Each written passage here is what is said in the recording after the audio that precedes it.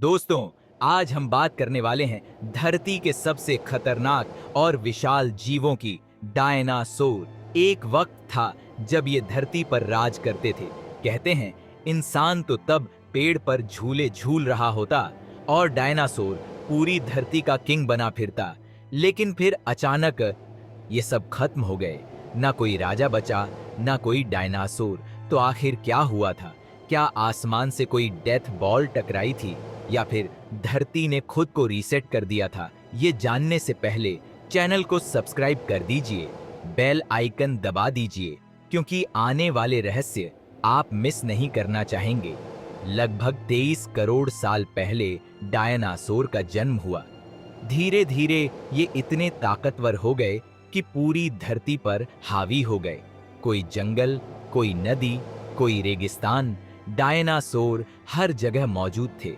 कुछ छोटे कद वाले थे, कुत्ते से भी छोटे, तो कुछ इतने बड़े कि उनकी गर्दन गगनचुंबी इमारत जैसी लगती थी। सोचिए, अगर आप उस वक्त होते और बाहर टहलने जाते तो सामने से टी रेक्स आता, भाई आपकी हालत वही होती जो हम लोग कुत्ते के पीछे दौड़ने पर महसूस करते हैं। डायनासोर करीब 16 करोड़ साल तक धरती के राजा बने रहे। मतलब इंसानों की पूरी हिस्ट्री को जोड़ दो, फिर भी उतने साल नहीं होंगे। उन्होंने हर जगह अडॉप्ट किया, जंगल, पहाड़, पानी, सब जगह। उस वक्त इंसान जैसा कोई प्राणी था भी नहीं। हमारे पूर्वज सिर्फ छोटे छोटे स्तनधारी थे जो डायनासोर के पैरों तले दबने से बचने के लिए छिप कर रहते थे। यानी भाई, उस वक्त हम बैकग्राउंड एक्स्ट्रा थे। लेकिन कहते हैं ना, हर शेर का जंगल में एक दिन आखिरी शिकार आता है। करीब 6.6 करोड़ साल पहले धरती की किस्मत बदलने वाली थी। आसमान में एक विशाल पत्थर, एस्टेरॉयड, तेजी से धरती की ओर बढ़ रहा था। वैज्ञानिक कहते हैं इसका आकार माउंट एवरेस्ट जितना था। मतलब अगर वो आपके मोहल्ले में गिरता तो पूरा शहर ही गायब हो जाता। ये उल्का मैक्सिको के पास युकाटन प्रायद्वीप से टकराई। स्पीड इतनी थी कि विस्फोट की ताकत 10 अरब परमाणु बमों के बराबर थी। सोचिए, एक ही झटके में समुद्र उबलने लगे, पहाड़ पिघलने लगे और धरती का तापमान पलट गया। भाई, ये था धरती का असली थानोस स्नैप। इम्पैक्ट के तुरंत बाद 4 किलोमीटर ऊंची लहरें उठीं जो महासागरों में फैलीं और सब कुछ डुबो दिया। हजारों किलोमीटर तक जंगल जल गए, जानवर राख हो गए। यानी जिस डायनासोर ने 16 करोड़ साल राज किया था, वो कुछ ही घंटों में घुटनों पर आ गया। एस्टेरॉयड से इतनी धूल और राख उठी कि सूरज की रोशनी ही धरती तक पहुंचनी बंद हो गई। पूरी धरती महीनों तक अंधेरे में डूबी रही। पेड़ पौधे सूख गए, खाना चेन पूरी तरह टूट गई।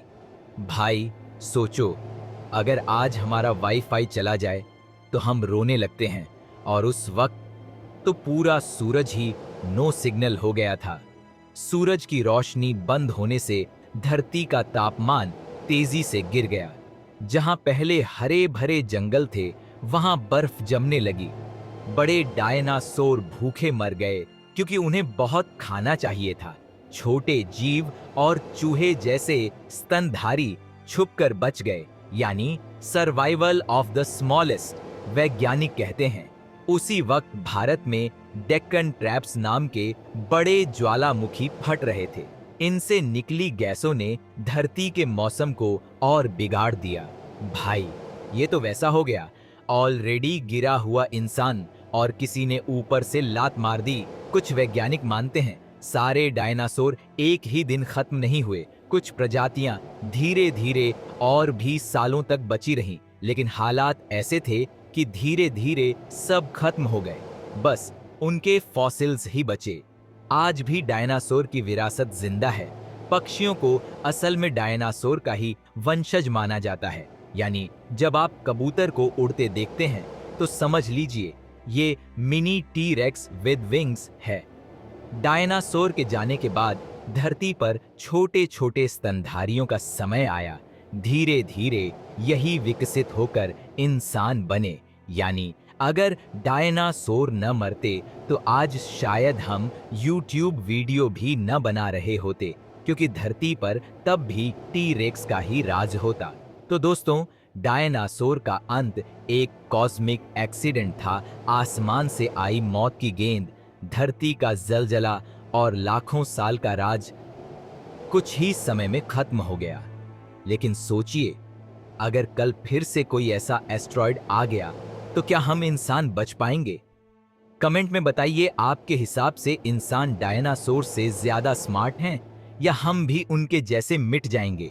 और हाँ, अगर वीडियो अच्छा लगा हो तो चैनल को सब्सक्राइब जरूर कीजिए, क्योंकि अगली बार हम और भी अजीब और खतरनाक रहस्यों का पर्दा खोलने वाले हैं।